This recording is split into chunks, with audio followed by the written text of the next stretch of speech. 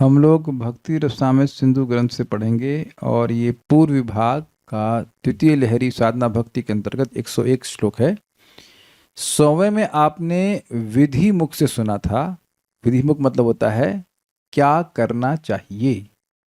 साधु वर्तमान वर्तनम के अंतर्गत क्या करना चाहिए। समृग्य श्रेयसाम हेतु पंथा संताप वर्जितः अनवाप्त श्रमम पूर्वे ये न संतः प्रतस्थिरे। सपंथा श्रेय, उस पंथ का अन्वेषण करना चाहिए, गुरु के द्वारा जानना चाहिए जो श्रेयसाम हेतु, जो परम कल्याण का कारण हो और संताप वर्जित हो, उसमें उसमें कष्ट न मिले।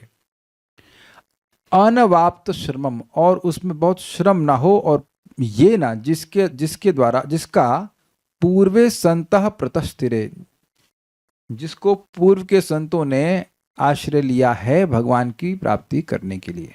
तो ये स्पष्ट है कि ये वचन किस तरह से बोला जा रहा है, क्या करना चाहिए।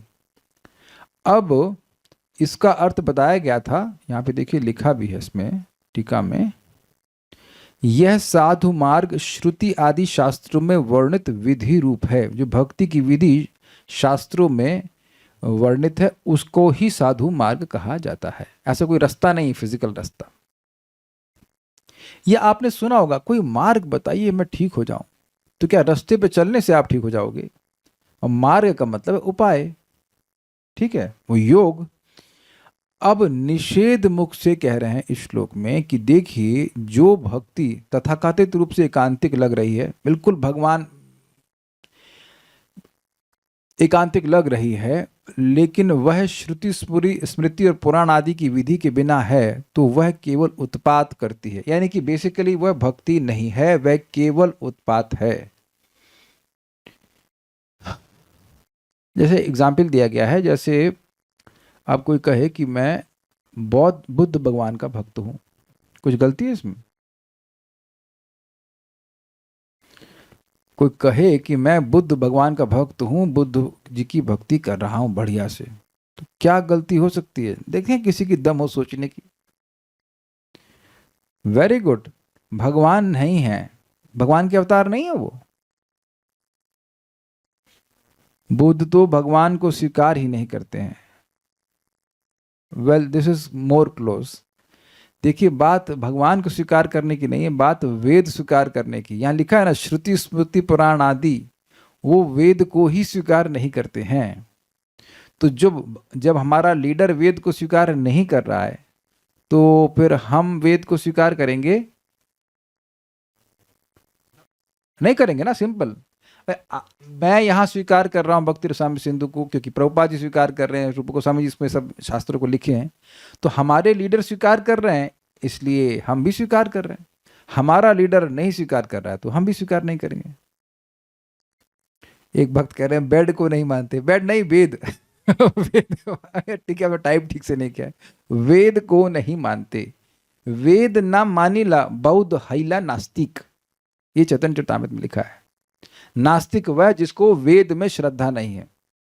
क्लियर? तो शास्त्र का ये वचन यहाँ पे है ब्रह्म यमल से कि जो श्रुति स्मृति पुराण आदि की और पंचरात्र की विधि को छोड़ करके भक्ति कर रहा है, तो यानी कि मान लीजिए अब कोई बुद्ध भगवान की भक्ति कर रहा है, तो अब क्या वह वेद के अनुसार उनकी पूजा करेगा? क्यों नहीं करेगा? क्योंकि भगवान बुद्ध ही वेद नहीं मानते। तो ऐसी भक्ति, हरि के अवतार की भक्ति, ऐसी भक्ति उत्पात ही है। उत्पातायेव कल्पते, वह भक्ति नहीं ही है, उत्पात ही है। उत्पातायेव कल्पते, वो उत्पात ही है।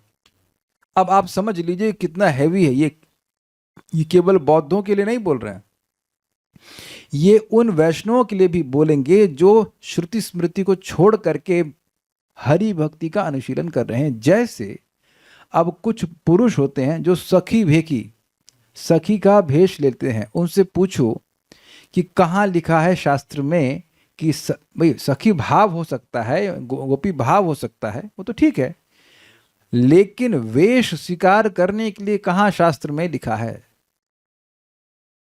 तो अब ये उत्पात हुआ कि नहीं? भाई हम पुरुष शरीर में है तो पुरुष का वस्त्र पहनकर पुरुष की तरह बर्ताव कर रहे हैं, किसी को दिक्कत है भक्ति करने में? कोई दिक्कत नहीं। लेकिन कोई अब पुरुष लड़की बन के घूमे और कोई माता जी मूछ लगा कर कहे कि मैं सखा भाव में तो ये तो कुछ नहीं, ये उत्पात ही हुआ कि नहीं? आप सोचिए कि अगर आप ऐसे समझिए कैसे उत्पात हुआ। सारे पुरुष अगर साड़ी वाड़ी पहन के घूमने लग जाए तो उत्पात नहीं होगा? इसको आप भक्ति कहेंगे? बताइए, कुछ समझ गए? यानी कि शास्त्र को छोड़कर जो भक्ति की जाती है वह उत्पात है। अरे प्रभु जी, रागानुगा भक्ति, रागानुगा भक्ति शास्त्र को छोड़ के नहीं की जाती है, केवल शास्त्र की आज्ञा से नहीं की जाती करते हैं। वो लोभवश कर रहे हैं लेकिन शास्त्र छोड़ करके नहीं। उनको मान लो किसी को लोभ हुआ कि मेरा साख्य भाव भगवान से जागृत हो, तो अब वह हरे कृष्ण मंत्र ही करेगा, वो कुछ और मंत्र नहीं करेगा। Is it sinking? रागानुगा मतलब ये नहीं कि वो मंगल आरती नहीं करेगा, ना जप नहीं करेगा, या भागवत नहीं सुनेगा। भागवत सुन के ही तो कुछ रागानुगा मार्ग में प्रवृत्ति हुई है। इसलिए ये नहीं सोच लेना चाहिए कि जो रागानुगा हैं वो कुछ भी कर सकते हैं, और पुरुष हैं तो लड़की का ड्रेस पहन करके आ जाएंगे। एक प्रश्न है, बुद्ध भगवान के अवतार हैं या नहीं? बड़ा अच्छी प्रश्न है। यह प्रथम स्कंद के 3 अध्याय में देखिएगा। जी हाँ, बिल्कुल है, बुद्ध भगवान के अवतार हैं। लेकिन पहली बात, वो आवेश अवतार हैं, वह जीव तत्व हैं जिनको भगवान ने शक्ति प्रदान करी, लेकिन वह विष्णु तत्व नहीं है, पहले ही समझ लीजिए। और दूसरी बात क्या है कि उनकी पूजा कोई अगर कर रहा है तो वह उनकी बात मानेगा ना। आप उनको भगवान माने, भगवान की बात मानेंगे कि नहीं मानेंगे आप? आप अगर बुद्ध को भगवान मान रहे हैं तो उनकी बात नहीं मानेंगे। देखो, बड़ा फंस जाएगा बंदा। अगर बुद्ध भगवान की पूजा कर रहा है तो या तो भगवान की बात मानो या तो वेद की बात मानो, बड़ा कंफ्यूजन हो जाएगा। तो अब प्रश्न यह है कि बुद्ध भगवान है, ये कैसे मालूम चलता है? भगवान तो नहीं कहते कि मैं भगवान हूं, बुद्ध भगवान नहीं कहते मैं अवतार हूं, तो अवतार नहीं कहे आमी अवतार, तो ये भगवान बुद्ध ने तो कहा नहीं कि मैं अवतार हूं, तो ये आपको कैसे मालूम चला? ये तो भागवत से मालूम चलता है, शास्त्र से मालूम चलता है। तो अब आप शास्त्र की बात मानते हैं तो भगवान बुद्ध भगवान है, भगवान का अवतार है, ठीक है, इसलिए आप उनकी पूजा करोगे। लेकिन अब कठिनाई पूजा करने में यह है कि उनकी बात माननी पड़ेगी। भाई किसी की बात ही नहीं मानेंगे तो उसकी पूजा क्या हुई? आपने गुरु पूजा पे काफी सुन लिया है भागवतम में कि गुरु की यही पूजा है, श्रेष्ठ व्यक्ति की यही पूजा है कि उसकी बात मानी जाए। अब वो क्या कह रहे हैं, वेद को नहीं मानता मैं अब वेद को नहीं मानता वो कह रहे हैं, तो अब वेद को बात नहीं मानेंगे, यानी उनकी बात नहीं माने, उनकी अगर आप बुद्ध की बात मानेंगे तो वेद को नहीं मानेंगे, तो वेद को नहीं मानेंगे तो भागवत को नहीं मानेंगे, तो भागवत को नहीं मानेंगे तो भगवान नहीं रहे तो आप देख रहे हैं, ये इसे कहते हैं कॉन्ट्रडिक्शन, यस, पैराडॉक्स कहते हैं, पैराडॉक्स। तो अल्टीमेटली जो बुद्ध को मानेंगे वह नास्तिक ही कहलाएंगे कि वो वेद को नहीं मान रहे। यहां तक कि ध्यान दीजिएगा, आप लोग गिरिराज धरण की लीला सुनेंगे तो भगवान श्री कृष्ण भी नास्तिकवाद बोलते हैं, केवल इंद्र को कोचने के लिए, कोचना समझते हैं, इंद्र मतलब इंद्र की पूजा रुकवाने के लिए बोलते हैं, अरे सब कुछ कर्म करने वाला है, ये देवता क्या करने वाले हैं। तो अब ऐसा भगवान वो सार्वकालिक बात नहीं बोल रहे हैं, वो केवल इंद्र को कोचने के लिए बोल रहे हैं, उसको इंद्र को पिंच करने के लिए। तो वो सोचिए, भगवान श्री कृष्ण जो सारे भगवत स्वरूपों के आश्रय हैं, वह भी अगर वेद के विरुद्ध बोलते हैं तो नहीं बात मानी जानी चाहिए। इतना इतना वेद का प्रमाण है। कुछ समझ रहे हैं बात? इसलिए कोई भी भक्त, किसी भी भक्त को शास्त्र का उल्लंघन करके भक्ति करने का अधिकार नहीं है। तो ये निषेध मुक्त से हो गया कि भक्ति करो, पूर्व के मतलब साधु मार्ग का अनुवर्तन करो। और दूसरा यहां बोल रहे हैं कि श्रुति स्मृति पुराण आदि की भक्ति के बिना जो भक्ति की जा रही है, श्रुति स्मृति पुराण और पंचरात्र की विधि के बिना जो भक्ति की जा रही है वह केवल उत्पात है। मतलब फिर समझिए, ये विधि ही साधुओं का मार्ग है। जो शास्त्र के द्वारा प्रवर्तित भक्ति की विधि है वही साधुओं का मार्ग है। प्रवर्तित मीन्स प्रशस्त, प्रोपाउंडेड, गिवन, डिस्क्राइब्ड। जो भागवतम में जो विधि भक्ति की लिखी है वही साधुओं का मार्ग है। ये सबको समझ में आ गया? इसलिए यहाँ पे कह रहे हैं कि जो व्यक्ति शास्त्र की विधि को छोड़ देता है वह भक्ति नहीं कर रहा होता है, एकांतिक भक्ति भी नहीं कर रहा होता है, वो केवल उत्पात कर रहा होता है। आप लोगों ने जरूर अपने बच्चों को कभी कभी बोला होगा, अरे तुम लोग तो केवल उत्पात करने के लिए ही पैदा हो गए हो। ऐसा सुना है आपने? ये आप लोग नहीं बोला होगा कभी, आप लोगों को अपनी माँ ने, चाची ने, ताई ने बोला होगा, अरे तुम लोग तो केवल उत्पात है, कल्पते, तुम तो केवल उत्पात ही करते हो। Means you only create disturbance, it is not भक्ति। समाज के लिए भी उत्पात है और भगवान को तो भी प्रसन्न नहीं करने वाली, क्योंकि भगवान स्वयं कह रहे हैं, शास्त्र विधानोक्तम, क्या है श्लोक, तस्मात् शास्त्र प्रमाणम ते कार्य कार्य विजानतः व्यवस्थितम ज्ञात्वा शास्त्र विधानोक्तम कर्म कर्तुम इहार्हसि। क्योंकि काम क्रोध लोभ ये नरक के द्वार हैं, इसलिए तस्मात् शास्त्रम प्रमाणम ते, इसलिए शास्त्र के प्रमाण को स्वीकार करके, तस्मात् शास्त्रम प्रमाणम ते कार्य कार्य व्यवस्थितम, क्या करना है कार्य और क्या अकार्य, क्या नहीं करना, इसकी व्यवस्था होनी चाहिए। ज्ञात्वा शास्त्र विधानोक्तम, यह समझते हुए कि यह शास्त्र का विधान है, कर्म कर्तुम इहार्हसि, कर्म को करना योग्य है। कर्म का मतलब भाई जो भी आप कुछ कार्य कर रहे हैं, जैसे भोजन नहीं करना चाहिए, केवल यज्ञ उच्छिष्ट यानी भगवान का प्रसाद ही ग्रहण करना चाहिए, एकादशी में अन्न ग्रहण नहीं करना चाहिए, ये सब बातें शास्त्र का वचन है और इसको यथावत पालन करना चाहिए। Is it okay? तो ये निषेध मुख से कैसे है, सबको समझ में आ रहे हैं ये बात? ये थोड़ी सी कॉम्प्लिकेटेड होगी शायद बात समझने के लिए। यहां पे साधु शब्द तो आया नहीं है, आया कहीं साधु का शब्द? ढूंढिए, साधु शब्द नहीं है, शब्द है कि जो शास्त्र की विधि का पालन नहीं करता। तो पिछले श्लोक में जीव गोस्वामी जी की टीका में आपने पढ़ा था कि साधु मार्ग शास्त्र की विधि ही है। ये सब इजी हो गया, समझ में आ रहा है? चलिए, शायरी शुक्ला माता समझ में आया? मैं क्लास के बाद फोन करूंगा, बी रेडी फॉर इंटरव्यू।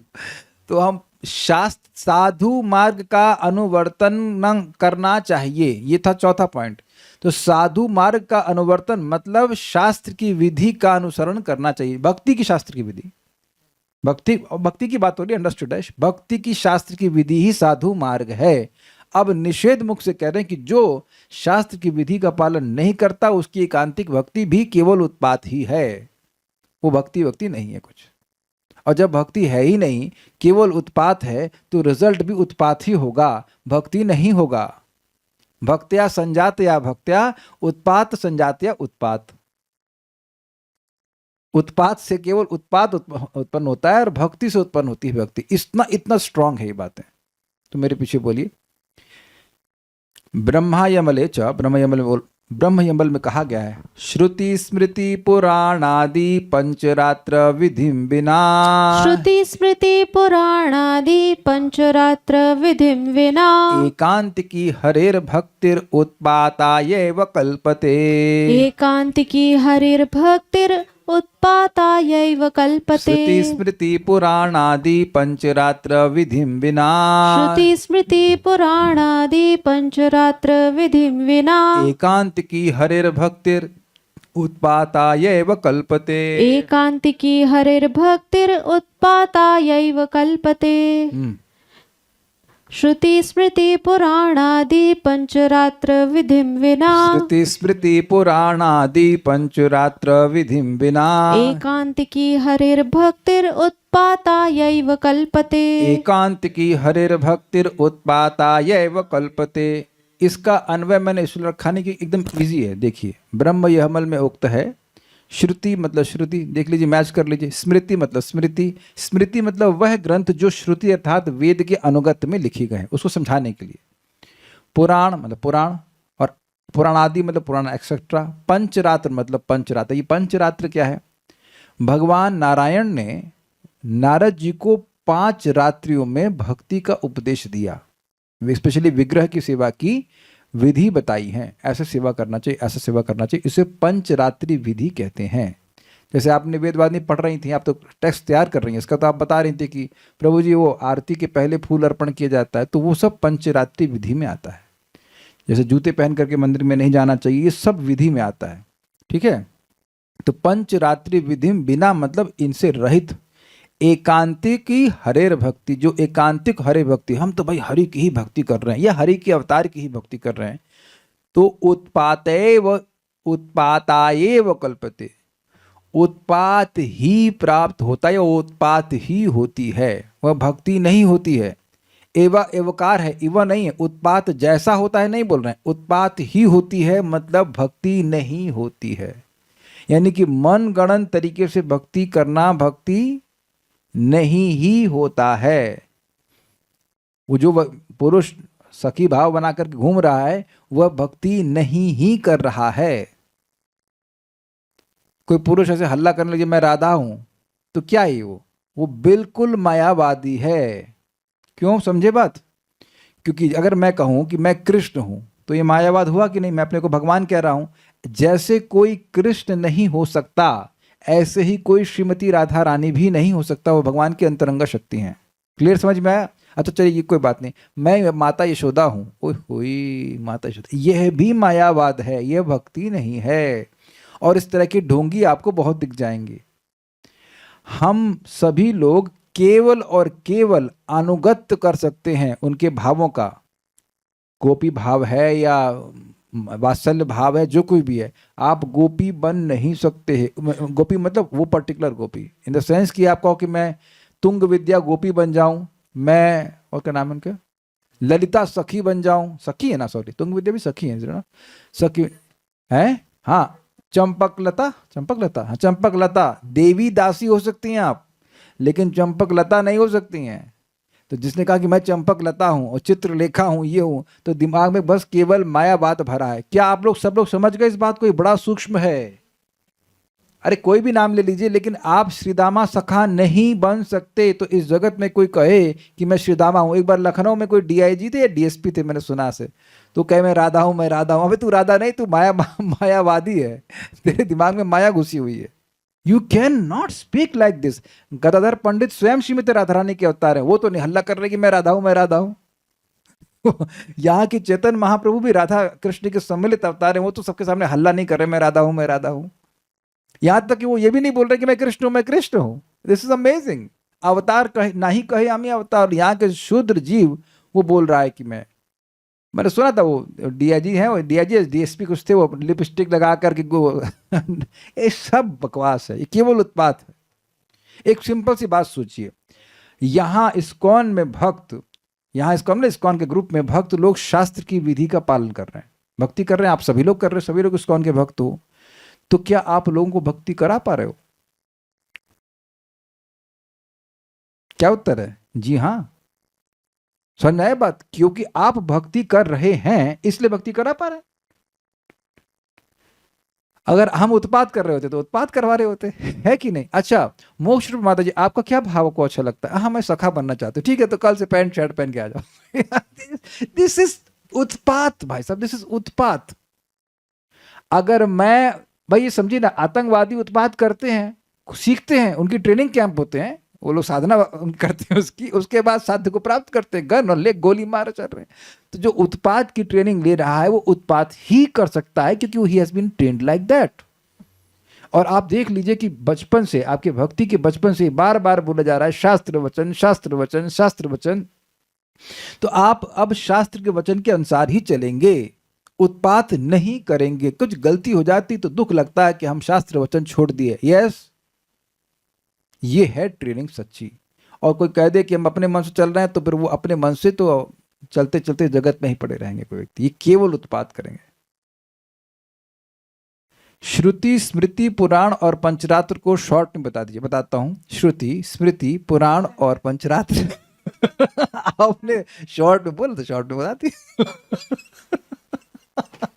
आपने ये नहीं बताया ना कितना शॉर्ट, तो शॉर्ट में बता दिया। देखो भाई, सब जगह चैट जीपीटी फोन में इंस्टॉल कर लीजिए और पूछ लीजिए श्रुति क्या है, स्मृति क्या है। डिटेल की बात नहीं बता सकते। पुराण 18 पुराण हैं, स्मृतियां और भी हैं, नाम अभी किसको, जो ग्रंथ वेद के पीछे लिखे जाते हैं उसको एक्सप्लेन करने के लिए वो सब स्मृति कहलाते हैं। जैसे कि पराशर स्मृति है, और ये रामायण भी स्मृति में आएगा। ये वेद से नहीं, ये सीधे वेद नहीं है, लेकिन वेद के इंग्लिश में कहते हैं ऑक्सिलरीज हैं, तो वेद की बातों को समझाते हैं। श्रीमद् भागवतम भी स्मृति में आता है, क्योंकि यद्यपि ये वेद का सार है लेकिन है स्मृति ही, ये सीधा वेद से वेद वचन नहीं है। ऐसा करके पंचरात की मैंने बातें बता दी। एकांतिक मतलब जिसमें केवल भगवान की भक्ति की जा रही है। ओके, दुर्गम संगमनी, साधु मार्ग श्रुति आदि के द्वारा विध्यात्मक है। मतलब साधु मार्ग की क्या है? श्रुति का जो मार्ग है उसकी विधि स्वरूप है, विध्यात्मक। आत्मक मत होता है स्वरूप, आत्मा मतलब स्वरूप। तो जो साधु मार्ग है वह श्रुति की विधि स्वरूप है। श्रुति मतलब वेद, वेद विधि स्वरूप है साधुओं का मार्ग। अलग अलग मार्गों के अलग अलग स्वरूप होते हैं कि नहीं? आकाश मार्ग से जा रहे हैं, सुना ना शब्द? राजमार्ग से जा रहे हैं, हाईवे भी एक मार्ग है, और आपके घर के सामने से जो मार्ग है वह भी एक मार्ग है। तो हमारे घर के सामने हाईवे है, वेदवादी हाईवे पे रहते हैं आप। समझ में आ गया कि हम लोग हाईवे पे नहीं रह रहे हैं, छोटी सी गली है, तो यह भी एक मार्ग है। तो उसका स्वरूप है ना कुछ। आकाश मार्ग भी एक मार्ग है। तो अब आप लोगों को पता ही होगा कि कोई हवाई जहाज यहाँ से मान लीजिए बाली जा रहा है तो वो एक मार्ग को स्वीकार कर रहा है, तो वो भी आकाश मार्ग है। वो उसका एक स्वरूप है कि वो आकाश में रखा गया है। तो उसी तरह से साधु मार्ग क्या है? श्रुति की विधि स्वरूप, वेद विधि स्वरूप है साधुओं का मार्ग।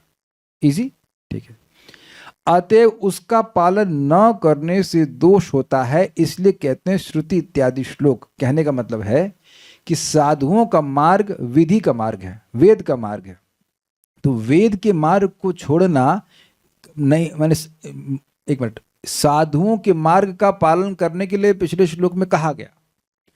अब निषेध मुख से कह रहे हैं कि साधुओं का मार्ग का पालन नहीं करने से क्या दोष होता है, और उसको इस तरह से बता रहे हैं कि साधुओं का मार्ग क्योंकि विधि स्वरूप है, वेद विधि स्वरूप है, इसलिए कोट किया जा रहा है कि जो वेद की विधि को नहीं मानता है उसको कुछ लाभ नहीं होता, उत्पात करने से कोई लाभ नहीं मिलता है। बहुत देखिए, मैं बोल तो रहा हूं सब कुछ, लेकिन जब तक आप विचार नहीं करेंगे बात समझ में नहीं आएगी मैंने क्या कहा। इतना इजी नहीं है पहला पैराग्राफ।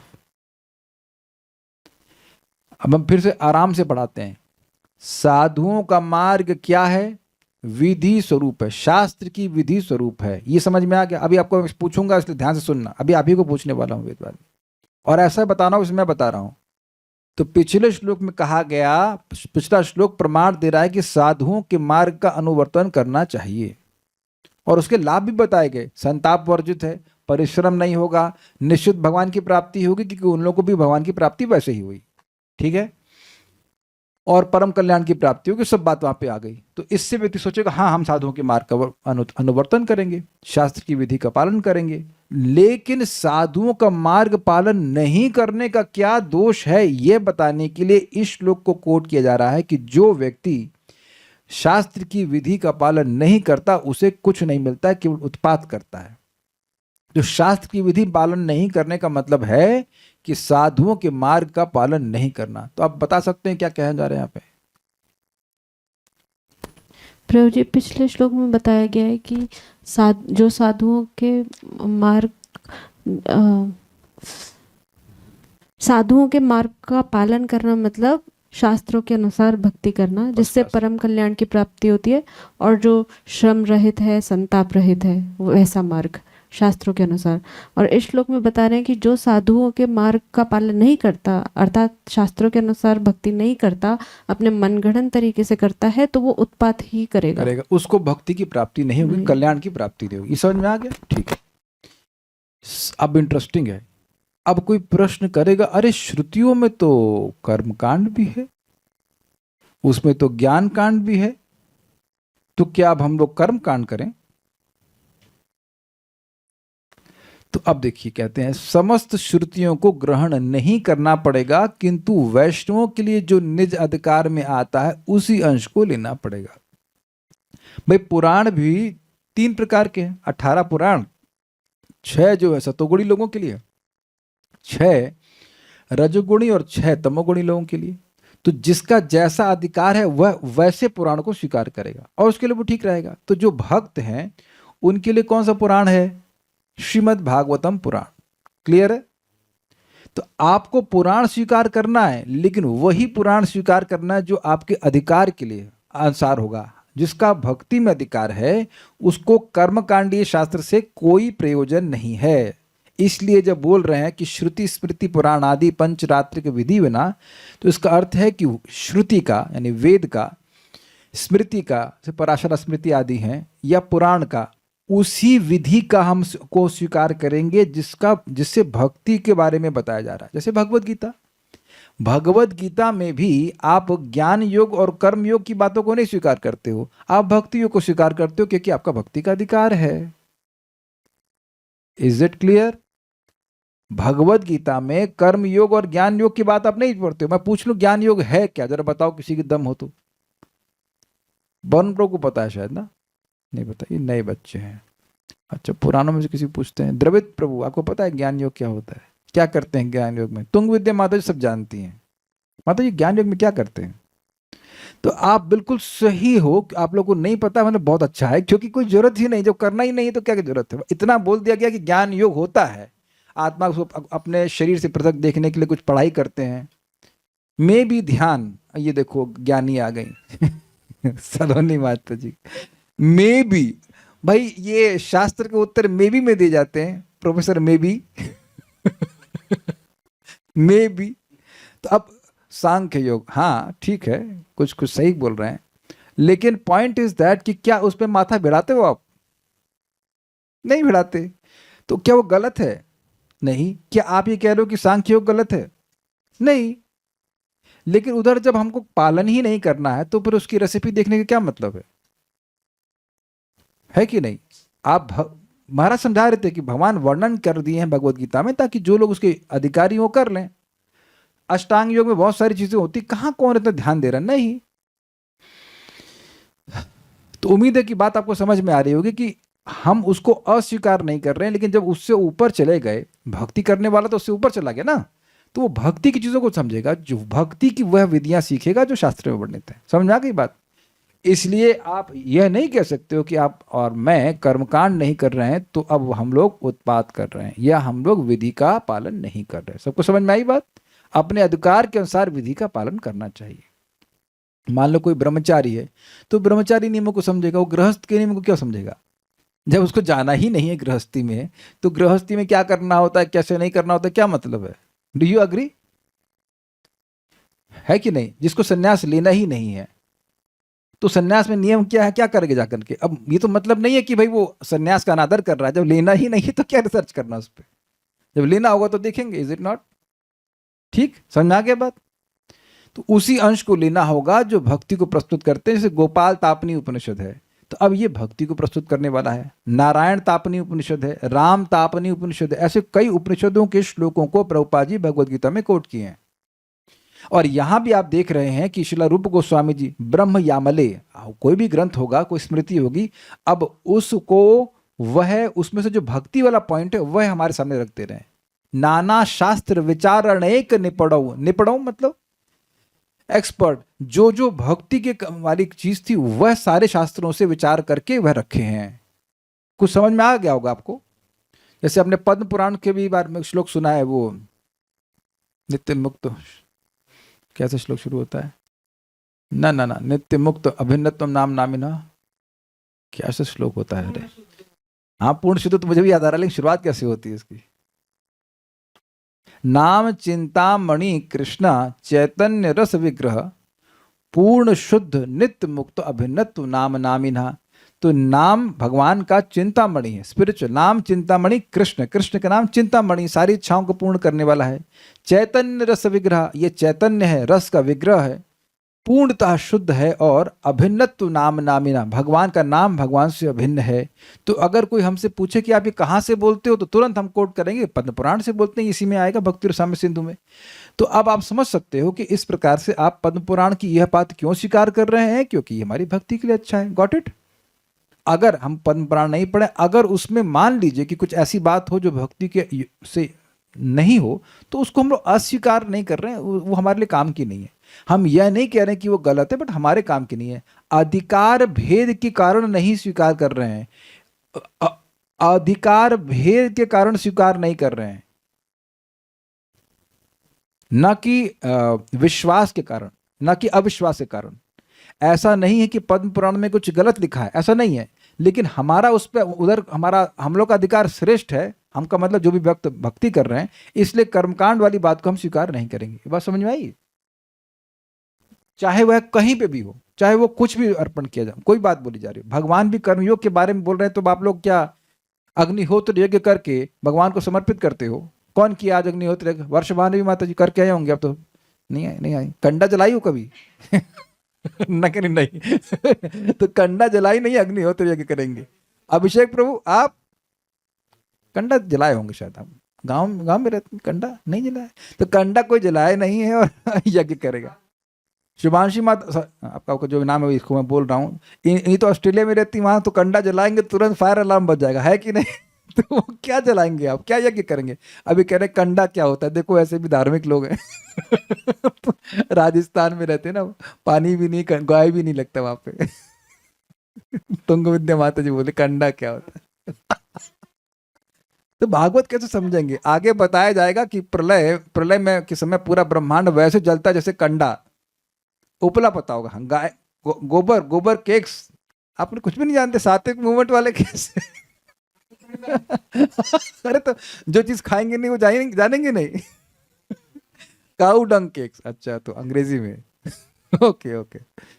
तो हम खाली बात कर रहे थे, क्या बात कर रहे थे, क्या बात मजाक करने लगे। बात ये हो रही कि जिस चीज के आप पद्म पुराण की वो बात नहीं मानोगे, मैंने नहीं पढ़ा भाई, मैं खाली इतनी बात बोल रहा हूँ कि वही बात स्वीकार करेंगे जो आपके भक्ति की संबंधित है, ये बात बोल रहा है। और उसको प्रमाण देख रहे हैं, श्रीमद् भागवत के 11:21-2 में लिखे थे, मेरे पीछे बोलिए। स्वे स्वे अधिकार या निष्ठा सगुण परिकीर्तितः।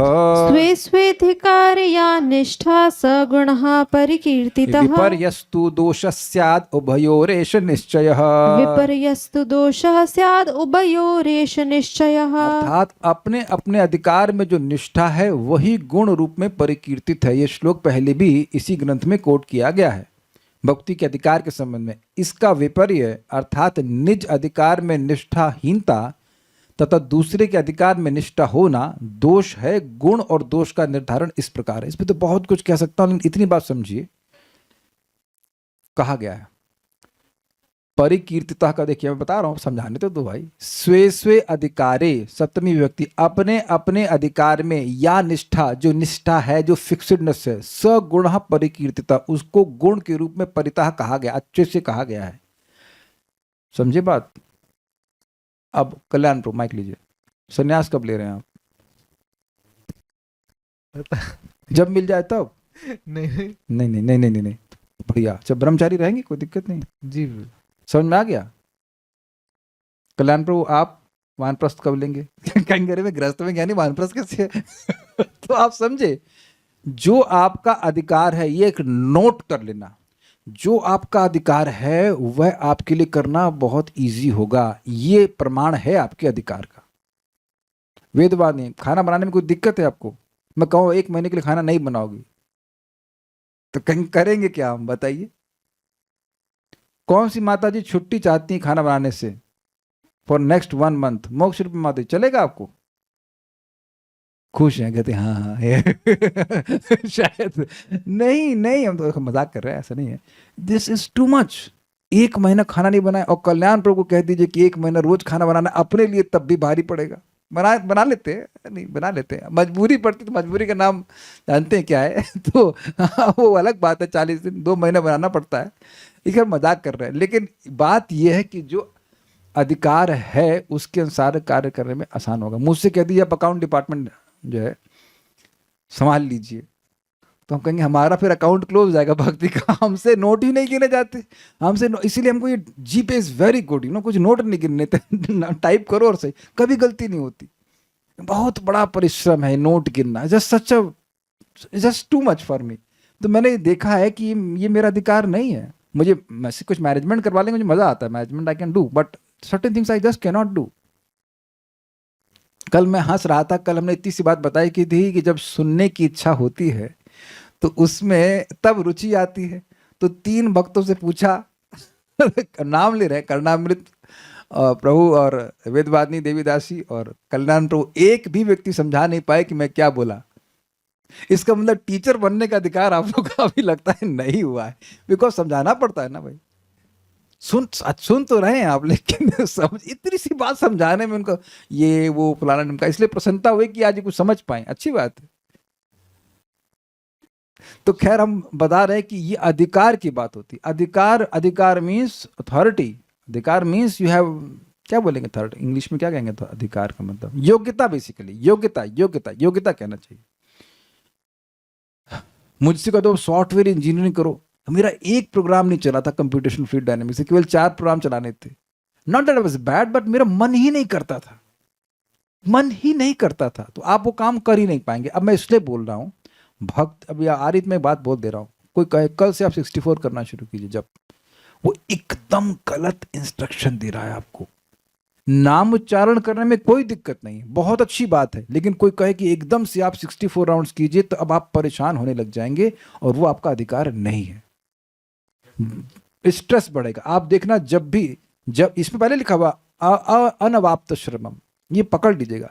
तो जो भक्ति के अधिकारी नहीं है, भक्ति के अधिकारी कौन है? जिनको भगवान की भक्ति के प्रवर्तक शास्त्रों में रुचि है। क्लियर?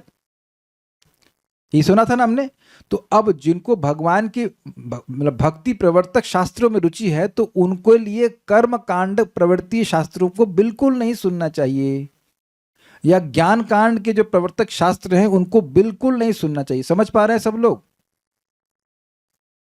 वो उससे ऊपर उठ चुके हैं।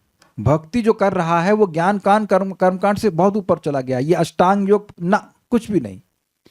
उसमें से कोई चीज आपकी भक्ति के लिए लाभदायक तो आप सुन सकते हो। जैसे मैंने भी सुना कि हम सीधे बैठते हैं तो नाम जप करने में सुविधा होती है, तो ये क्या कहते हैं आसन वासन है, ये अष्टांग योग में आता है। लेकिन उसमें भी केवल जो हमारी भक्ति के काम का है वो ग्रहण करना होगा। क्या मैं समझा पा रहा हूं? आप सभी लोगों का भक्ति में अधिकार है, पहले ही समझ गए। क्यों? क्योंकि सभी लोगों को भगवान की बात सुनना अच्छा लगता है। ये क्लियर है? क्योंकि नहीं तो आप यहां पे बैठे ही नहीं होते। You can not sit here if you don't want to hear. Do you all agree with this? सबको समझ में आ रही बात? क्योंकि कोई किसी को मैं पैसा नहीं दे रहा, ना कुछ सैलरी मिल रही, कुछ भी नहीं दे रहा हूं, still you are sitting means you want to hear. और भगवान की बात को सुनने की रुचि मतलब भक्ति का अधिकार। अब एक माता जी के घर में उनके भाई वगैरह आ रहे हैं, फैमिली वाले, वो भी कथा सुनना चाहते हैं, इसीलिए उनके घर में आ रहे हैं, है ना माता जी?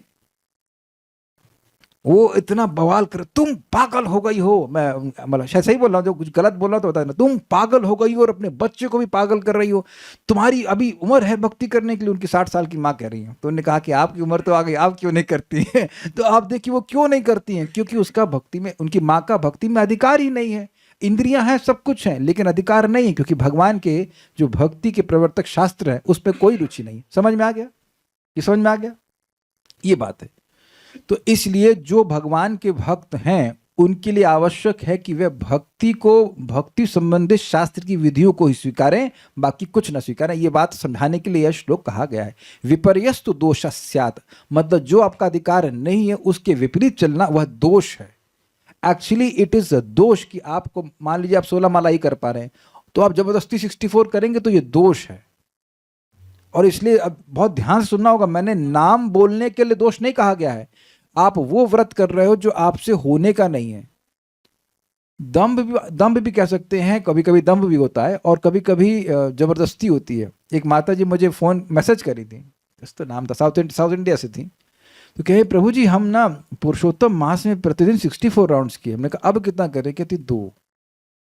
अब आपको समझ में आ गया, जबरदस्ती 64 करना एक अलग चीज है। एक और माता जी पूछी महाराज के लेक्चर में, आप देखेंगे परम पूज्य भक्ति समित महाराज के लेक्चर में, वो पूछ रही हैं कि प्रभु जी हम लोग ग्रुप में चैंटिंग बहुत करते हैं और एकादशी वाले दिन हम 64 से भी अधिक कर लेते हैं, लेकिन अंत में बच्चा मुझे कुछ बोलता है तो मैं बहुत क्रोधित हो जाती हूँ। पूरे टाइम बस मैं यही सोच रही होती हूँ कि मेरी संख्या कब पूरी होगी। अब ये बताइए कि ऐसा व्रत करना उनके अधिकार में है? और महाराज वहां पे बिल्कुल स्पष्ट बोले, आप सुन लेना इसमें, कि उतना ही खाना चाहिए जितना कि आप डाइजेस्ट कर सको। आप एक चीज बताइए, एक व्यक्ति यहाँ पे हाथ खड़ा कर दे कि चैंटिंग आप 16 माला करते हैं तो उसके बाद आप गुस्सैल हो गए हो। यू डोंट एक्चुअली, अगर आप चैंटिंग अच्छे से करी तो मन में बड़ी प्रसन्नता होती है। बहुत संतुष्टि होती है। अब आपको मैं रगड़ता रहूं, नहीं 32 क्यों नहीं कर रहे, 64 क्यों नहीं कर रहे, ये नहीं कर रहे, वो नहीं कर रहे। अरे भाई जो कर पाओगे तो वो कर ही दोगे ना आप। मैं प्लीज मैं ये नहीं कह रहा कि आपको एक्स्ट्रा चैंटिंग नहीं करना चाहिए, कुछ लोग कर रहे हैं ग्रुप में, मैं उनको एनकरेज भी कर रहा हूं, लेकिन जो लोग नहीं कर पा रहे हैं वो भी ओके हैं, they are also okay, because वो जितना कर पा रहे हैं वो उतना कर पा रहे हैं, then slowly slowly they will get purified and they want to increase, they can increase also. लेकिन आप कहो कि मैं केवल 4 घंटे सोऊंगा, ये करूंगा वो करूंगा, तो बाबा अधिकार क्या, वो जो चौबे गए छब्बे बनने दूबे बन के आए, ये सुना है आपने मुहावरा? Mr. 4 wanted to become 6, but he became Mr. 2. Choubey गए छब्बे बनने और दूबे बन के आए। समझ गए बात? तो दूबे जी नहीं बनना है आपको, चौबे जी रही हो ठीक। अग्रीड? अधिकार के अनुसार कार्य कीजिएगा। और एक बात और समझ लीजिए, सामने वाले के, ध्यान दीजिएगा, सामने वाले को अधिकार को देख करके आपको इंस्ट्रक्शन भक्ति में भी देना है। वो पहले दिन आएगा, वो 16 राउंड्स करना है, अरे वो भाग जाएगा। इसीलिए भक्तों ने आपको पहले एक माला करने के लिए कहा होगा। आप में से कोई व्यक्ति पहले दिन से 16 माला कर रहा है क्या? तो कोई एक, हाँ अंकित प्रभु, तो आपका अधिकार पहले से था, लेकिन नॉर्मली एक, किसी को 4 ऐसे करने के लिए बोलते हैं, धीरे धीरे करके अपने आप बढ़ जाता है।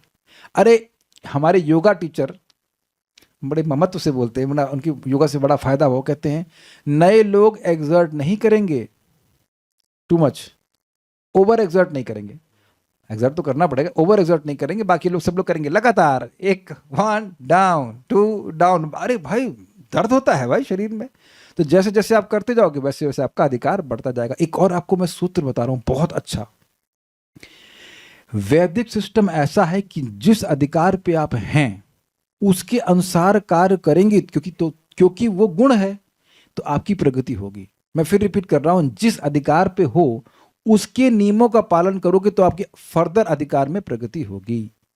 सबको समझ में आ रहा है? कोई गृहस्थ है तो गृहस्थ के नियमों का पालन करेगा तो वह वानप्रस्थ के योग्य बनेगा। जो ब्रह्मचारी था वो ब्रह्मचारी के नियम का पालन करेगा तो ऐसे प्रगति करेगा। दूसरे के नियमों का पालन करना भय बिल्कुल ठीक नहीं है। Is it okay? इसीलिए कह रहे हैं विपर्यस्त दोषस्याद उभयोर एष निश्चय। उभयो मतलब गुण और दोष का निर्णय इसी प्रकार से किया गया है, निश्चय इसी प्रकार से किया है। अपने अपने अधिकार में जो निष्ठा है वही गुण रूप में परिकीर्तित है। इसका विपर्य अर्थात निज अधिकार में निष्ठाहीनता तथा दूसरे के अधिकार में निष्ठा होना दोष है। गुण और दोष का निर्धारण इस प्रकार से, जैसे कोई कहे कि भाई मैं, कुछ लोग केवल 4 रोटी खाते हैं और कुछ लोग 8 रोटी खाते हैं, तो 8 वाले को 4 खाना और 4 वाले को 8 खाना गलत है कि नहीं? अब तो समझ में आ गया। तो आप लोगों को, अब आप कंक्लूजन क्या है, आप लोगों को, हम सभी लोगों को शास्त्र जरूर पालन करना चाहिए, लेकिन कर्म कांडीय शास्त्र को पालन नहीं करना चाहिए, ज्ञान कांडीय शास्त्र का पालन नहीं करना चाहिए, क्योंकि आप उससे आप ऊपर उठ गए। वेदवादी माइक लीजिए, आपको इंग्लिश अच्छी लगती है ना, इंग्लिश का सब्जेक्ट अच्छा लगता होगा, बोलो, अरे कुछ तो बोलेंगे। हाँ, तो ABCD क्यों नहीं अभ्यास करती हैं आप? पहले ही सीख ली, समझ में आ गया। वार्षभानी माता जी, आपको हिंदी अच्छी लगती है तो आप काका का क्यों नहीं अभ्यास करती? काका का अभ्यास क्यों नहीं करती हैं आप? अरे प्रभु जी क्या बात कर रहे हैं, हम हिंदी पढ़ा रहे हैं, काका का। आपका समझ में आ गया? वो था ना आपका एक अधिकार माता जी, at some point of time, जब नर्सरी में थी तो आप सीख रहे होंगे ना, का खा गा, नर्सरी में सिखाते हैं क्या? याद भी नहीं, but some time, some point of in life you learn का खा गा ABCDEFG। अब अभी मैं चालू कर दूं ABCDEFG, ये पागल हो गए क्या? समझ गए ना? क्या ABCD आप नहीं मानते हो? मानते हो? अब मैं आप लोग को पढ़ाऊं 2 1 कम 2 2 दूनी 4, ये क्या भाई? तो आप समझ गए कि वह दोष माना जाएगा। जिस अधिकार को आप क्रॉस कर गए उसके डाउन जाना वो दोष माना जाएगा। समझ में आ गया? तो भक्ति का जो अधिकारी है वो हाईएस्ट है, उस व्यक्ति को अन्य चीजों पे नहीं जाना चाहिए। मैं आई थिंक समझा पाया सारी बात। श्रुत्यादि विधि के बिना का अर्थ है श्रुतियों में विश्वास न होने से उनमें वर्णित विधियों को ना मानकर जो एकांतिकी भक्ति होती है उससे उत्पात होता है। ये समझे बात? क्योंकि ये नास्तिकता से प्रेरित है। जैसे एग्जाम्पल दिया गया बुद्ध का, भगवान बुद्ध को भगवान मान रहे हैं, क्यों? क्योंकि वेद पे विश्वास है, लेकिन उनकी शिक्षाओं को क्यों नहीं मानते हम लोग? क्योंकि उनकी शिक्षाएं वेद के विरुद्ध हैं। तो जो उनकी शिक्षाओं को मान रहे हैं और उनको भगवान भी मान रहे हैं, तो भक्ति तो कर रहे हैं वो, लेकिन क्योंकि शिक्षाओं को मान रहे हैं, इसका मतलब वेद को नहीं मान रहे, इसलिए वो सब गड़बड़ है, उत्पात है। वो वेद की किसी बात को भी नहीं मानेंगे, ना कर्म कांड मानेंगे, ना ज्ञान कांड मानेंगे, ना उपासना कांड मानेंगे, ना भक्ति मान, कुछ भी नहीं मानेंगे, क्योंकि वेद को ही नहीं मान रहे। Got it? तो केवल उत्पात कर रहे हैं। जो कर्म योग कर रहा है वह उत्पात नहीं कर रहा है, जो ज्ञान योग कर रहा है वो उत्पात नहीं कर रहा है, ऑब्वियसली वो भक्ति भी नहीं कर रहे हैं।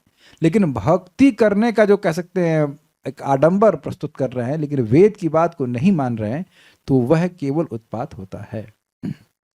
एक सिंपल सी बात समझिए, आपको हलवा बनाना है, सूजी का हलवा। अब दो वस्तुएं आपके सामने रखी हैं, एक चीनी, सॉरी, एक नमक और एक बूरा। तो दोनों एक जैसे लगते हैं कि नहीं? बूरा, अब बूरा तो समझ रहे हैं ना कि बूरा भी समझाना पड़ेगा। बूरा पाउडर्ड चीनी। तो अब बूरा और, नहीं समझ रहे कल्याण तो ठीक है, बूरा और नमक एकदम एक जैसा लगता है। तो अब आप लेबल के अनुसार डालेंगे या अपने अनुसार डालेंगे? बनाना आपको हलवा है, तो हलवा बनाना है तो बूरा डालेंगे, इसमें बूरा लिखा हुआ है, वो हुआ ना, लिखा मतलब शास्त्र ज्ञान। अग्रीड? समझ आ रहा है कि नहीं आ रहा है? कोई नहीं, मेरे मन में जो आएगा मैं डालूंगा, तो हलवा नहीं बनेगा, वो उत्पात होगा वो। हाँ एग्जैक्टली, तो वो उपमा बन जाएगा बट नॉट हलवा। वो समझ गए? इसीलिए कह रहे हैं भक्ति होगी उत्पात, भक्ति नहीं होगा, उत्पात ही होगा, वो उपमा ही होगा। उपमा सिमिलर टू उत्पात लग रहा है, उपमा ही होगा, वह हलवा नहीं होगा, मीठा नहीं लगेगा। उसी प्रकार से भक्ति नहीं होगी और उत्पात ही होगा। अब कह रहे हैं एग्जाम्पल अच्छा लगा रहे, तो भाई हमको दिमाग लगाना पड़ता है। कल के परफॉर्मेंस को, स्टूडेंट्स के परफॉर्मेंस को देख के हम समझ में आ गया कि अभी मेहनत हमको करनी पड़ेगी समझाने के लिए। ठीक है, अब एक लास्ट लाइन पढ़ के रुक जाएंगे। किंतु अज्ञान अथवा आलस्य से श्रुत्यादि विधि का परित्याग होने पर उत्पात नहीं होता। ये बड़ा मजेदार है, नोट। अज्ञान अर्थात भक्ति की किसी एक विधि का ज्ञान है, परंतु अन्य किसी विधि का ज्ञान नहीं है। ये बात समझे? भाई श्रवण का ज्ञान है, लेकिन अब कहो कि अर्चन में क्या क्या होता है, तो उससे कोई नुकसान नहीं। जैसे अब मुझे कल इन्होंने बताया, भी मैंने रिसर्च नहीं करी, कि आरती के पहले फूल अर्पण करना चाहिए। अभी मैं पूरा विश्वास नहीं कर रहा हूँ भाई, मैंने कहा था हम पढ़ेंगे जब, तब आपकी बातें विश्वास करेंगे। तो अब तक तो मैं अपराध ही कर रहा हूँ ना, सब कुछ मैं उत्पात ही कर रहा हूँ क्या? नहीं, मैंने जो सीखा अब तक, भाई अगर मतलब शंख तो नहीं बजा रहे हैं यहाँ पर, लेकिन हम लोग आचमन करते हैं, अगरबत्ती, दीप, उसके बाद फूल, ऐसे करते हैं। मतलब एक नॉर्मल सीक्वेंस है, ऐसे करके हमको अपने सर के घर में यही सब सीखा था। तो अब अगर मान लीजिए उसमें मुझे नहीं पता है, तो वो ऐसा नहीं कि वो उत्पात ही कर रहे हैं सब कुछ। अर्चन की बहुत सारी चीजें होती है ना, हमको नहीं पता, उसमें हमने दिमाग नहीं लगाया है। अच्छा मान लीजिए कोई अर्चन में घुसा हुआ है और उसको अन्वय नहीं पता भागवतम का, अरे भाई बड़ा उत्पात कर दिया। नहीं नहीं, अन्वय नहीं पता है भागवतम का, तो इसका मतलब यह नहीं है कि वो उत्पात कर रहा है। अच्छा अब मान लीजिए कल्याण प्रभु जो है ना, ये करताल बजाना नहीं आता, अरे भाई बड़ा उत्पात कर रहे हैं आप तो अगर किसी भक्ति के अंग का आपको नहीं पता है या नहीं कर पा रहे हो, तो इसका मतलब यह नहीं है कि आप उत्पात कर रहे हैं। क्या ये सबको समझ में आया? ये अज्ञान बड़ा इंटरेस्टिंग है। अगर 100% अज्ञान होगा तो भक्ति करेंगे ही नहीं। ये आगे भी टॉपिक आएगा, बहुत मजेदार, आज तो पूरा नहीं कर पाया मैं। मेरा तो मन कर रहा था कि आज शाम को भी इसको लेंगे, बहुत बढ़िया श्लोक है, नहीं तो आप पढ़ लेना शाम, तो बहुत बढ़िया है। अगर किसी भक्ति के अंग को आप कर रहे हो, किसी एक भी भक्ति के अंग को कर रहे हो, तो परफेक्ट है, निष्ठा से कर रहे हैं। भक्ति के अंग दूसरे अंग को ना जान रहे हैं, नहीं जानते, तो अब इसका मतलब यह नहीं कि उत्पात है। अब जैसे भाई आप लोग वेद स्तुति तो जानते होंगे, वेद स्तुति भागवतम का 10th कैंटो 87 चैप्टर जानते हैं ना, ब्रिजभूषण प्रभु जानते होंगे आप कहेंगे क्या है तो अब आप लोग सब उत्पात कर रहे हैं। सलोनी माता जी बहुत उत्पात कर रही हैं, अरे भाई बंद करो उत्पात। कहें क्या उत्पात कर रहे हैं आप? वेद स्तुति नहीं जानती हैं तो आप समझिए, करना में तो आप तो जानते होंगे। तो आप समझ रहे हैं कि भक्ति के किसी एक अंग को या भागवतम किसी एक चैप्टर को आप नहीं जानते, तो इसका मतलब ये नहीं कि आप उत्पात कर रहे हैं। समझ में आया? इसे कहते हैं अज्ञान। अगर भागवतम का कुछ भी नहीं जानते या भगवद गीता का कुछ भी नहीं जानते तब उत्पात है, क्योंकि कुछ भी नहीं जानेंगे फिर तो कुछ भक्ति नहीं करेंगे। समझ में आ गई बात? अरे ये बहुत मजेदार है, ये तो हम आज नहीं पूरा कर पाए, अतृप्त हो रहा हूं मैं। बहुत बहुत बहुत बढ़िया टॉपिक है आगे, इसमें इसको और समझाया जाएगा। तो अज्ञान वाली पॉइंट समझ में आया? अज्ञान के कारण जब भाई आपको पता ही नहीं उस भक्ति की विधि के बारे में, तो फिर उसको उत्पात कहेंगे? नहीं कहेंगे ना। एग्जाम्पल देता हूँ। मैंने आप लोगों को पिछले कार्तिक में या उसके पिछले कार्तिक में आपको प्रमाण सहित बताया था कि जब आप भगवान को दीप दान करते हो और उसमें तुलसी लगा दो, तो शायद हम शायद इसलिए बोल रहे हैं, नंबर ऊपर नीचे हो सकता है, 10,000 या 1,00,000 ऐसे कुछ दीप 1 करोड़ जो भी नंबर हो, बहुत अधिक दीप दान करने का लाभ मिलता है। तो अब एक भक्त ने पूछा कि एक अमुक महाराज पूछ रहे हैं कि इसका कोई प्रमाण है? तो मैंने ढूंढा हरि भक्ति वाला से दिखा दिया। तो अब मान लीजिए कोई व्यक्ति दीप दान कर रहा है और तुलसी की स्टिक उसमें नहीं दे रहा है, तो वो उत्पात कर रहा है? नहीं, उसने ये पता है कि वो दीप दान करना चाहिए, वो कर रहा है। लेकिन अब हाँ, दीप दान कर रहा है लेकिन अब लैट्रिन से आया, स्नान नहीं किया, तब वो गड़बड़ कर रहा है, वो अपराध कर रहा है। इतना पता होना चाहिए, है ना? जो अंग कर रहे हैं उसको, उसमें गलतियां क्या वो मालूम होना चाहिए। लेकिन जिस अंग का ही ज्ञान नहीं है आपको, जिसके बारे में पता ही नहीं है, तो उसके लिए आपको क्यों दोष माना जाएगा? क्या मैं समझा पा रहा हूं? मन तो कर रहा है कि सबको ऑडियो ऑन करके पूछूं कि मैंने क्या बोला। ये बहुत सूक्ष्म बात है, मैं फिर रिपीट कर रहा हूं। भक्ति के किसी अंग को आप जरूर कर रहे हो, फर्स्ट क्लास, बहुत, बस इतनी बात समझ लो कि किसी भी भक्ति के अंग के करो, मजा आ रहा है, बहुत बढ़िया काम कर रहे हैं। लेकिन भक्ति के किसी अंग की जानकारी ही नहीं है, नहीं पढ़े है, नहीं सुना, तब थोड़ा दोष कहा जाएगा। ये समझ में आ गया आपको? क्योंकि वहां आप नास्तिक बुद्धि से उसको पालन नहीं कर रहे हैं, ऐसा नहीं है। अगर बताया जाएगा तो करेंगे कि नहीं? मान लीजिए तुलसी की स्टिक भी आपके पास है और आपके पास सारी व्यवस्था है, तब भी आप नहीं अर्पण करोगे, कौन नहीं करेगा? ये बताओ जरा, देखिए कौन उत्पाती यहां पैदा हुआ। अगर आपके पास तुलसी की स्टिक भी है, आपके पास सारी व्यवस्था है, तो क्या ये सुनने के बाद कि 10,000 गुना लाभ मिलता है, कौन नहीं करेगा? तो यहाँ सब डरते हैं, तो इसलिए कहेंगे नहीं, हमने उत्पात नहीं करेंगे। यू विल डू, अगर अच्छा ऐसा तो ना कि तुलसी जी को तोड़ तोड़ के करोगे, लेकिन हाँ अगर मिल गई सूखी स्टिक तो करने में क्या कठिनाई है? जब दीप दान कर ही रहे हैं तो 10,000 गुना कर दें, क्या दिक्कत है? That is intelligence. Agreed? Make sense? जैसे मैं मुझे अच्छे से याद है, जब पहली बार इस्कॉन मैंगलोर में गए तो देखा सब लोग प्रणाम कर रहे थे, तो हमको समझ में नहीं आया प्रणाम किसको कर रहे हैं। आपने देखा इस्कॉन में लोग कंफ्यूज जाते हैं, किधर किसको कर रहे हैं, और भगवान को सब लोग लेफ्ट में लेके करते हैं, तो समझ में नहीं आता प्रणाम किसको कर रहे हैं। तो नए लोग प्रणाम ही नहीं कर पाते हैं, उनको समझ में नहीं आ रहा कि ये बोल क्या रहे हैं, एकदम से गिरने क्यों लगे और किसको प्रणाम कर रहे हैं। मुझे लग रहा था कि शायद एक दूसरे को प्रणाम कर रहे हैं ना। तो अब मैं प्रणाम नहीं किया तो उत्पात आप नहीं कह सकते, हमको समझ ही नहीं आ रहा कि क्या कर रहे हैं, क्यों कर रहे हैं। और कभी कभी नए भक्तों को से बोलते हैं, अरे तुमको प्रणाम करना नहीं आता, तुमको ये नहीं आता, वो बेचारा कंफ्यूज घबरा जा रहा है, अरे उसको नहीं आता है भाई, इसको बताना पड़ेगा ना भाई। तो वह उत्पात नहीं। तो उम्मीद है कि आप अज्ञान वाली बात समझ गए होंगे। अज्ञान इज नॉट 100% अज्ञान। अज्ञान मीन्स वो चीज अब पता नहीं है, जो कुछ बात पता उसको पालन कर रहा है। यानी एक बड़ी अमेजिंग बात है, जहां कहीं से भी व्यक्ति भक्ति करना शुरू किया है वो उत्पात नहीं कर रहा है, अगर वो विधि का पालन कर रहा है। अगर आपने किसी को कहा कि एक माला महामंत्र का करो, कुछ गलत कर रहा है? बिल्कुल नहीं कर रहा, फर्स्ट क्लास चल रहा है। और क्योंकि उत्पात नहीं कर रहा है, भक्ति कर रहा है, तो धीरे धीरे उसकी भक्ति और बढ़ती चली जाएगी और भगवान उसको और ज्ञान देंगे। कोई यहां हाथ खड़ा करेगा कि आपको कोई ज्ञान नहीं मिल रहा हो? कोई व्यक्ति यहां हाथ खड़ा कर दे जिसको हर दिन कुछ ना कुछ नया सीखने के लिए ना मिल रहा हो? Who is arranging this? Krishna.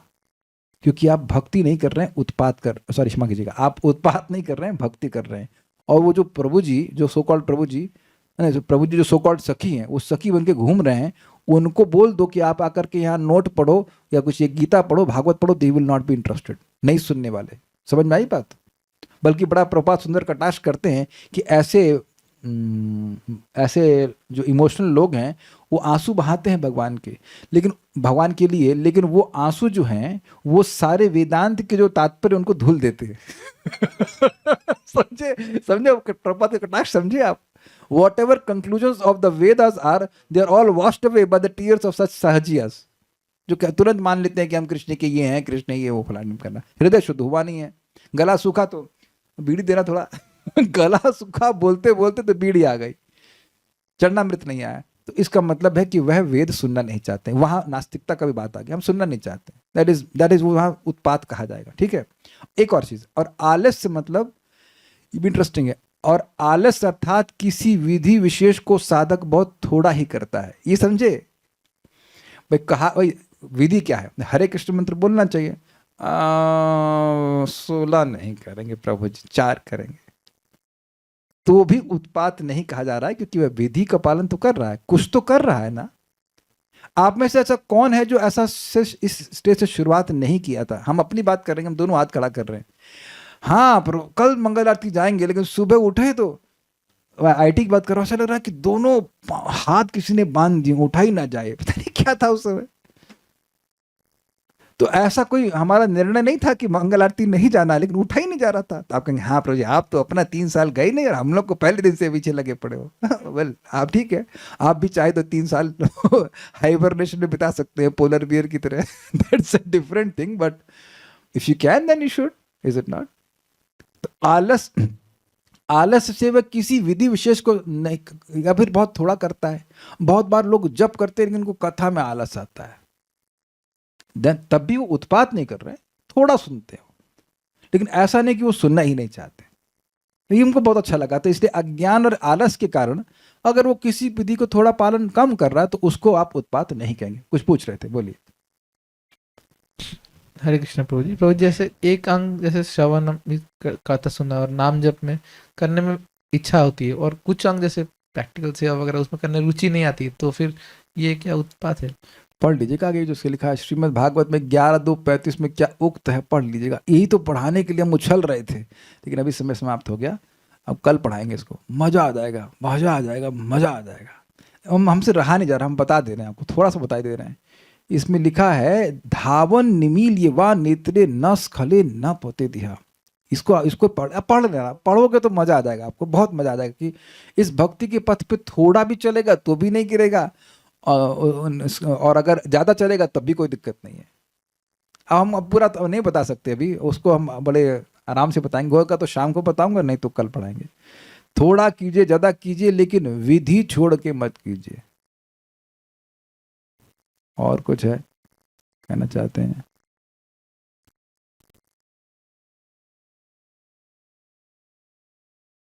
Prabhu ji please पढ़ा दीजिए। आप तो अभी यार रिश्तेदारों को देखने जा रही हैं या कह रही हैं कि रिश्तेदार आए से पहले पढ़ा दीजिए? अरे नहीं, देखिए एक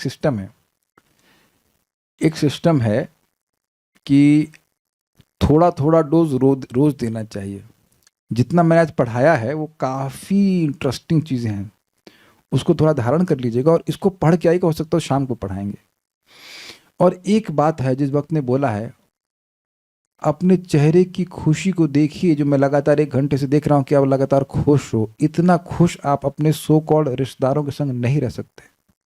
आप कल क्लास में नहीं आई थी, कल हम बता रहे थे इस बात को कि कोई रिश्तेदार आए, और जैसे जो अभी आपके आ रहे रिश्तेदार, अगर प्रतिदिन आपसे 10,000 रुपये लेके चले जाएं, तो अब तो आप मना कर देंगे ना कि यार 7 दिन में 70,000 और 1 रुपया अपने पास नहीं। तो आप कह देंगे नहीं भाई हम बड़े व्यस्त हैं, अभी मत आइए, अगली बार आ जाना, है ना। तो जो आपका 7 दिन कथा से खींच ले, वो कितना नुकसान कर गया उसका तो आप कल्पना नहीं कर सकते। हमारे घर में कोई रिश्तेदार ऐसे भी कभी आता भी है तो उसे कथा सुननी पड़ती है ना, मत सुनो कथा, लेकिन हमको हमारी कथा को डिस्टर्ब मत करो। और अमेजिंग है, फिर भी लोग आते हैं, फिर भी लोग आते हैं। तो इसलिए इस महत्व को समझे आप। ये मैं केवल इन माता जी को नहीं बोल रहा हूँ, सभी को बोल रहा हूँ। आपके रिश्तेदार आए तो कहें देखिए हमारे 4 घंटे आपके नहीं है, हमारे 4 घंटे आपके बिल्कुल नहीं है। 2 घंटा चैंटिंग और 1 घंटा सुबह सुबह क्लास होती है, वो नहीं हमारे। बाकी टाइम गोलगप्पे खिलाएंगे, जो कुछ कहेंगे खिला देंगे, लेकिन ये नहीं। अब ज़्यादा से ज़्यादा क्या होगा, नहीं आएंगे। तो नहीं आएंगे तो क्या कर लेंगे? अगर आपके घर में भक्त आ रहे हैं, कथा हो रही, तो आपको तो मृत्यु से बचा ले रहे हैं, है ना। और जो ये लोग और जो आ रहे हैं, मतलब व्हाटएवर सो कॉल्ड रिश्तेदार, वो तो मृत्यु का रिश्ता लेके आए, मृत्यु से रिश्ता कराना चाहते हैं कि मर जाओ, है कि नहीं। तो ऐसी रिश्तेदारी निभाने से आप लोग कुछ फायदा होता हो तो पता नहीं। प्रभु जी क्या करें, आप तो ब्रह्मचारी हैं, हम लोग तो गृहस्थ में हैं। कोई बोलेगा भाई, किसी की हिम्मत तो बोलने की, कोई दूर दूर तक देखें, कोई 50-50 किलोमीटर में दूर से कोई बोलता हो। फिर पता है वेदवादिनी के पिताजी क्या बोलते हैं, प्रभु जी आपकी गृहस्थी अलग है। हमने कहा आप ही की लड़की से शादी किया हूं ना। अलग क्या है भाई, अलग क्या है? अरे किसी और की लड़की से शादी किया हो तो अलग बात है, आप ही लड़की दी है ना देख करके, क्या अलग है बताइए? ब्राह्मणिकल वे में जी रहे हैं, कुछ गलत अब खाने को नहीं दे रहे हैं आपको वेदवादिनी, दाल चावल घी सब मिल रहा है ना, अलग क्या है? अलग ये है, नहीं नौकरी क्यों करेंगे, ब्राह्मण है। अगर हम बिजनेस होते तो कहते हैं आप नौकरी क्यों नहीं कर रहे हैं, अगर बिजनेसमैन होते तो आप बोलते नौकरी क्यों नहीं कर रहे हैं। It's a profession, it's not a profession but a livelihood, I am not charging money. अलग नहीं है, अलग तो उन लोगों की है जो भगवान से अलग अपनी गृहस्थी चला रहे हैं। ये ऐसे जीना चाहिए गृहस्थ जीवन में भगवान की भक्ति करते हुए, है कि नहीं? नहीं तो वो टेक्निकली गृहस्थी नहीं, वो तो ग्रह में दी जीवन है। इसीलिए शायद अलग लग रहे किसी को कि भाई ये तो, बट एक बात हम उनकी बात मानेंगे, शायद वो कहना चाहते हैं कि आपका गृहस्थ जीवन अलग है, आप सुखी हो। आपको टेंशन नहीं है, क्योंकि 1000 तरह के लोग आते हैं, 1000 तरह की बातें करते हैं, वो सब बातें हमारे घर में होती नहीं है। ये तो अलग है, and that's why we are happy. Anyways think about it. शास्त्र में विधि नहीं बता रहे हैं कि रिश्तेदार आए तो आप कथा छोड़ दीजिए, समझे, या जप छोड़ दीजिए। ठीक है, एनी हाउ हम एक बात को धन्यवाद करना चाहते हैं सारे श्रोताओं का, is only and only because of you that I am able to understand Bhakti Swami Sindhu. I am just so thankful to devotees. इतना मजा आया कल जब मैं इसको 11:35 को समझने का प्रयास कर रहा था, मजा आ गया। अगर पढ़ाना नहीं होता तो इतने डिटेल में हम नहीं जाते। मजा आ गया, मतलब सुना तो मैंने पहले भी था, और देखो प्रवचनों में जो सामान्य प्रवचन है उतना इतने डिटेल में कभी नहीं पढ़ाते, इतना टीका से लेकर के इतनी सुंदर बातें हैं। आप लोग जरूर पढ़ के आना, कल सुबह पढ़ेंगे तो शाम को पढ़ेंगे, जब भी आप लोगों को बहुत प्रेरणा मिलेगी। और एक बड़ी शिक्षा हमको मिल गई कि भाई जिस भक्त को जो प्रामाणिक भक्ति की विधि का प्रामाणिक अंग जो है अंग वो अच्छा लग रहा है उसे करने दो, but it has to be प्रामाणिक और उसके अधिकार के अनुसार। क्योंकि बस इतनी बात बोलने की, भक्ति नहीं करने से पतन होता है। भक्ति के किसी भी अंग को करिए आपको फायदा होगा। लेकिन अब मैं यहां से एक और बात बोलना चाहूंगा, तो प्रभु जी 16 माला क्यों करें? हमें तो केवल क्लास सुनना अच्छा लगता है। मान लीजिए कोई कहे, तो देखिए आपने यह भी सुना था कि गुरु चरण आश्रय पादाश्रय, गुरु की आज्ञा है, पहली आज्ञा है 16 माला का जप करना। मतलब जो लोग सीरियस हैं उनकी बात कर रहा हूं, उसको ही अगर टाल देगा तो फिर साधुओं के मार्ग का अनुगमन कैसे कहा जाएगा? साधु तो अपने गुरु की बात को जान से भी ज्यादा प्रिय माने, है कि नहीं? अग्रीड? श्रुति भी क्या, एकदम श्रुति कह रही है कि वेद कह रहा है कि गुरु की बात को मानना चाहिए। इसलिए 16 माला का नियम तो सबके लिए, वो तो अनिवार्य है। उसके बाद अलग अलग रुचियां हो सकती हैं। फिर क्या, हमें तो भागवत सुनने का मन नहीं करता प्रभु जी, हम क्यों? अरे कोई मान लीजिए कहे, तो देखो एक बात समझो, उससे पूछो कि तुम्हें यह कैसे मालूम चला कि भक्ति की किसी भी अंग को साधित करने से सिद्धि मिल जाती है? कैसे मालूम चला? सुनने से। तो सुने बिना तो आप भक्त बन ही नहीं पाओगे, ये भी नहीं निर्णय कर पाओगे कि ये चीज ठीक है, ये गलत है। तो श्रवण कीर्तन को तो आप एलिमिनेट नहीं कर सकते, और उसके बाद अन्य जो समय है उससे भगवान की जो भक्ति आपको अच्छी लगती है उसमें करिए, and that's how you become happy. Will stop now. Shri भक्ति स्वामी सिंधु की जय, श्रील प्रभुपाद की जय, निताय गौर प्रेमानंदे।